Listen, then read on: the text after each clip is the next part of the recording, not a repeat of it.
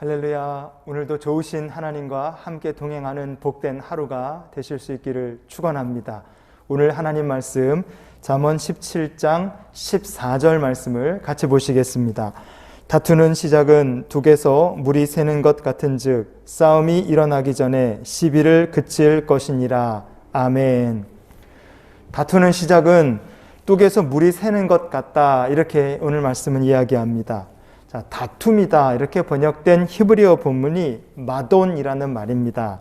논쟁을 한다, 말다툼을 한다, 이런 의미를 가지고 있습니다. 자, 마돈, 이 다툼이라는 이 말씀이 성경에서는 다른 곳에서 또 다른 의미로 사용되고 있습니다. 사무엘하 21장 말씀을 보면요, 다윗의 용사들이 이 거인족 후손들 4명을 죽인 이야기가 있습니다. 그 중에 한 거인이 있는데 그 거인을 설명하는 말씀 중에 마돈, 오늘 말씀에 다툼이라는 말씀이 등장합니다.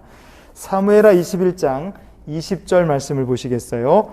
또 가드에서 전쟁할 때에 그곳에 키가 큰 자 하나는 손가락과 발가락이 각기 6개씩 모두 24개가 있는데 그도 거인족의 소생이라. 아멘. 여기서 같이 눈여겨보고 싶은 것은 키가 큰 자 하나라는 말씀입니다. 이렇게 번역된 히브리어 본문이 이쉬, 마딘, 마돈 이렇게 되어 있습니다. 등치가 크다, 키가 큰 사람이다, 그런 의미를 가지고 있어요. 자, 오늘 본문 말씀에서 다툼이다 이렇게 해석된 히브리어 마돈이라는 말이 사무엘하 21장에서는 키가 큰 자, 거인을 가리키는 말로 바뀌어서 사용되고 있습니다. 다툼과 거인, 한 단어에 다툼과 거인이라는 뜻이 같이 들어있는 거예요. 그러니 우리가 이 말을 보면서 이런 질문을 하나 해볼 수 있습니다. 도대체 다투는 것과 거인이라는 것이 뭔 상관이 있느냐 이거예요. 하여간 뭔 상관이 있기는 있으니까 성경 말씀에 다툼과 거인이라는 말, 마돈이라는 말이 쓰이지 않았겠습니까? 자, 그러면 왜 사무엘서는 이 거인을 표현하면서 다툼이라는 의미를 가진 마돈이라는 말을 택해서 이 거인을 설명하고 있겠습니까? 그것은 이 거인이 하나님의 백성들을 향하여 벌인 일이 하나 있기 때문에 그렇습니다. 사무엘하 21장 21절을 계속 보시겠습니다. 그가 이스라엘 사람을 능욕함으로 다윗의 형 삼마의 아들 요나단이 그를 죽이니라. 아멘. 이 거인은 가드 땅에서 전쟁이 났을 때 이스라엘 사람들을 능욕했다고 했습니다. 능욕했다. 이렇게 능욕이라고 번역된 히브리어 본문이 하레프라는 말입니다. 하레프. 비방한다, 악한 말을 한다, 거짓말로 조롱을 한다, 뭐 이런 뜻을 가진 의미입니다. 하레프. 히스기야 왕 때 아수르가 쳐들어왔습니다.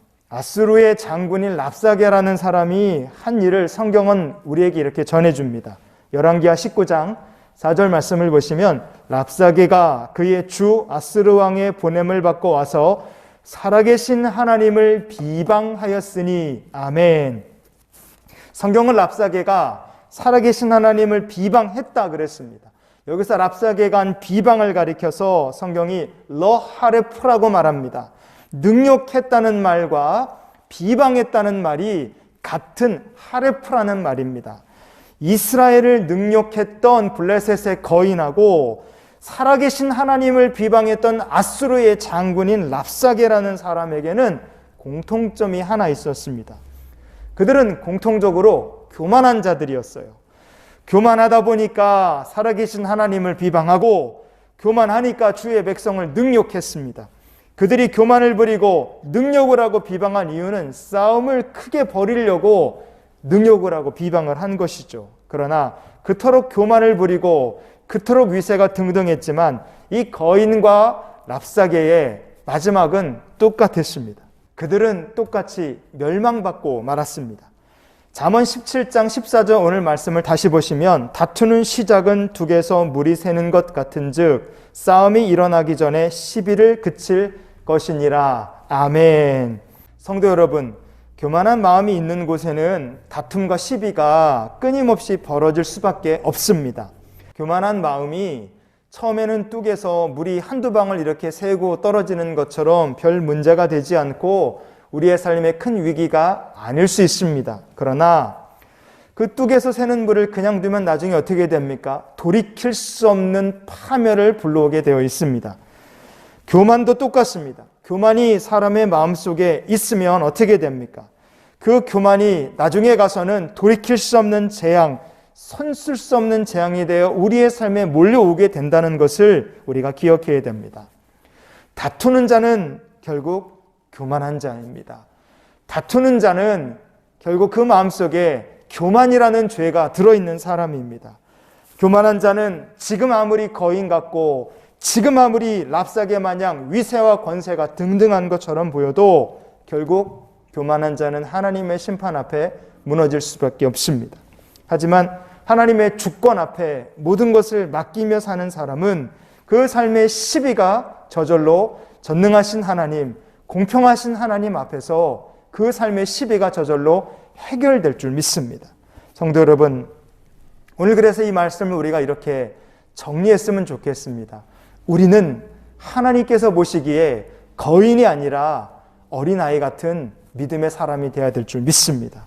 교만한 거인이 아니라 주님을 사랑하는 어린 자녀로서 오늘도 주님과 동행하는 하루가 될 수 있기를 원합니다. 그러니 이런 기도로 오늘 하루를 살았으면 좋겠습니다. 주님, 오늘도 주님의 주권과 인도하심 앞에 겸손히 순종하며 이 하루를 살게 하여 주시옵소서. 오늘도 이런 기도로 주님과 함께 동행하는 저와 여러분의 복된 하루가 될 수 있기를 예수님의 이름으로 축원을 드립니다.